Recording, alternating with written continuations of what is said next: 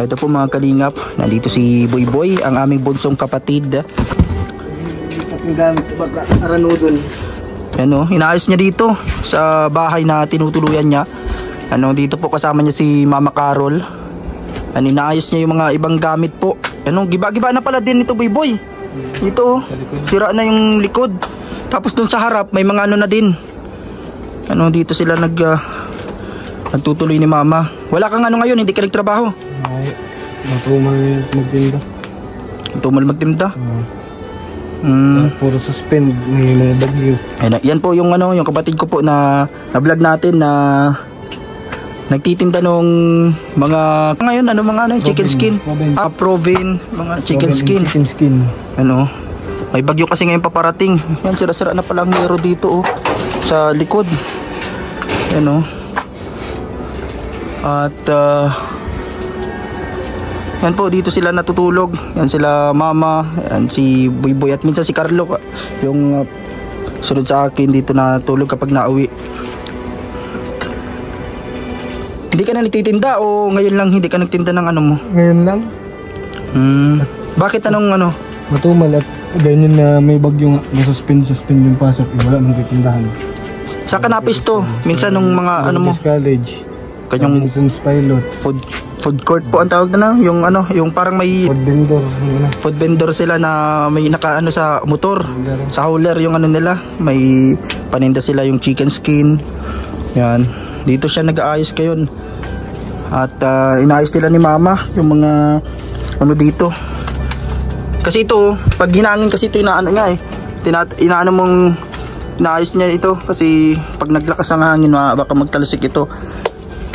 Yan po itong mga kahoy nga dito, mga dating kahoy na nandito nakairipon dito. Pwede mo itong gamitin po itong iba, mga pampagibat doon sa bubong.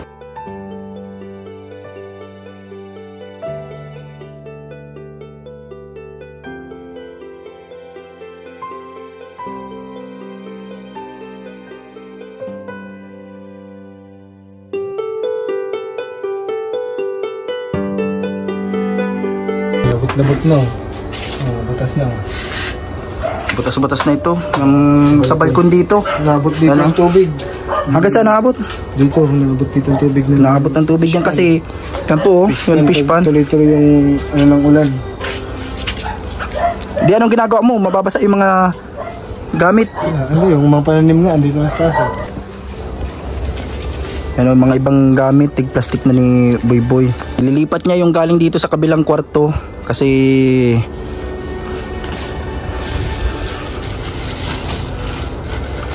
naabot po ng tubig, napasok yung tubig dito. Dati po, dito kami natutulog dati. Nung nandito pa kami sa Mercedes, kaso pag may bagyo, talagang nabaha dito. Minsan lagpas baywang ang baha.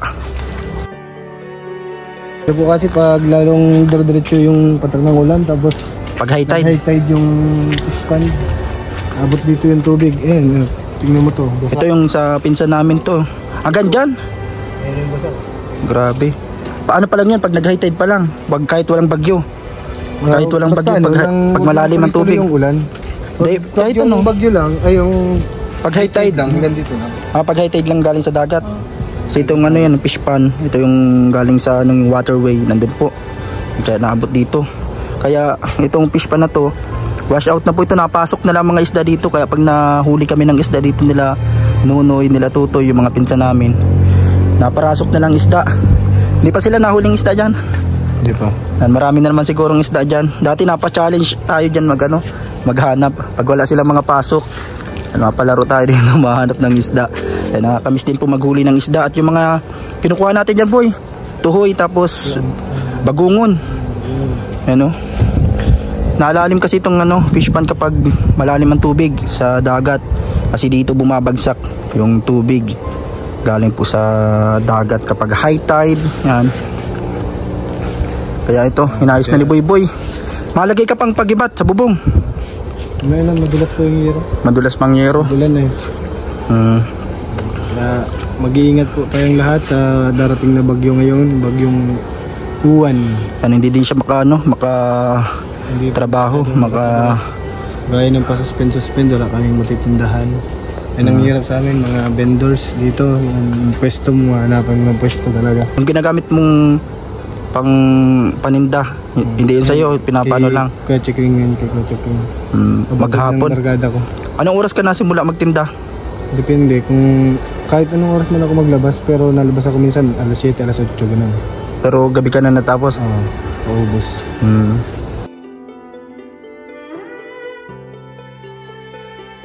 Thank you po sa panonood sa ating vlogs, mga kalingap.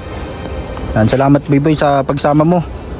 Yan, sa pagsama kay sa atin, yan sa pag-vlog kay Kuya Marjon, yan doon sa dagat na nabisita natin. Yan, ingat na lang kayo dito, ano, dito sa bahay na to na nabaha po kapag may bagyo. So ito Biboy yung pang bili-bili mo para pag ano, pag nagano ka. Salamat sa ano, yan, pang bili-bili mo, tapos pag ano mo, pag ano mo sa pag nagtinda ka. Yan, salamat sa pagsama. Hayaan mo sa ano, Pasko kapag may sobrang blessing, yan. Bisita na ako dito. Ngayon ay tahimik, ngunit di nawala. Pag-ibig mo tapang sa puso'y tala. Oh DJ Franz, huwag kang bibitaw. Sa laban ng buhay, ikaw ay ilaw. Para sa pamilya, di ka napagod. Kalingap boy, puso'y busilak at tapat sa Diyos.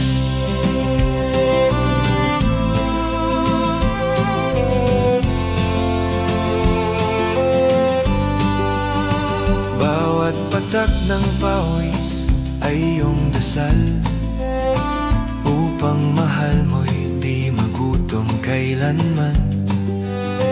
Di mo man hawak ang mikropono ngayon, tinig mo'y puso ng Kalingap Nation.